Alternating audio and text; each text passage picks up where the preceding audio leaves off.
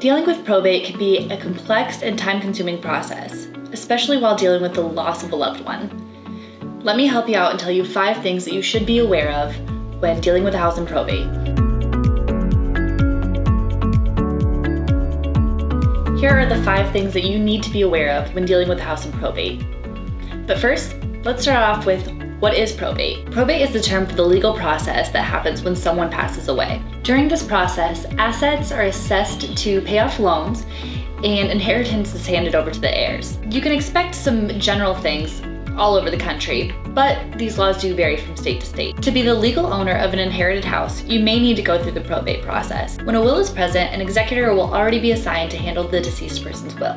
If there is no will, the court will usually assign an executor to handle the process. Now, here are the 5 things that you need to be aware of when dealing with a property in probate. Number 1, the will needs to be proven valid. When someone with a will passes away, the court will open a probate petition once they're notified. The will must be given to them along with documentation to prove that the will is valid. Some requirements of a valid will include proper intent, legal restrictions, and the presence of 2 witnesses. Witnesses should be present to observe those signatures and the date in which it was signed.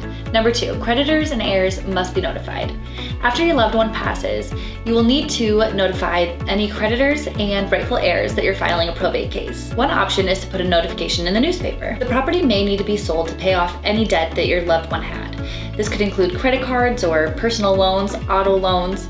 When handling probate, you'll also need to file a tax return for the deceased to address any overdue inheritance taxes. Number 3, inventory must be taken of the entire estate. The court will supervise the process of authenticating the last will of the deceased. This includes locating and assessing the worth of the person's assets. This could include stocks, bank accounts, deeds, cars, and any other high-value item. The court will then decide what needs to be used to pay off debt and what will be divided amongst the beneficiaries. It's a really good idea to work with a probate attorney to make sure that everything is done correctly and to make this process easier. Number 4, the process can be time-consuming.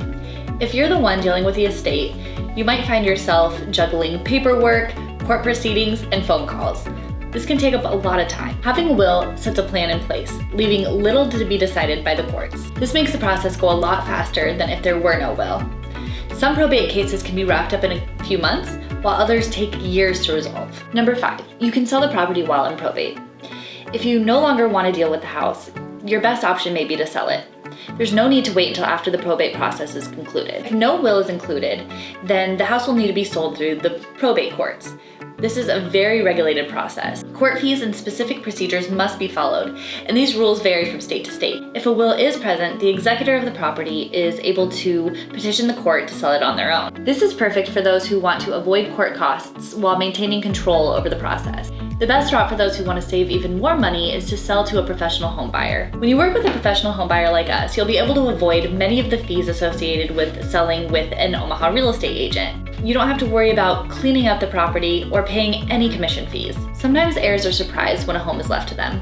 They may not be financially prepared to take on the burden of a home. In this case, spending money on repairs and closing costs will likely be out of the question. By selling an inherited home to a professional home buyer, you can use the money to pay off any debts, make funeral arrangements, or any other costs that are associated with losing a loved one. However, make sure you have the proper authority over your inherited house before beginning the selling process. Consult your probate attorney if you're unsure. When we lose a loved one, there's already so much to deal with. Don't make the sale of your house that much harder. Contact us at katyandfrank.com and see what we can do for you.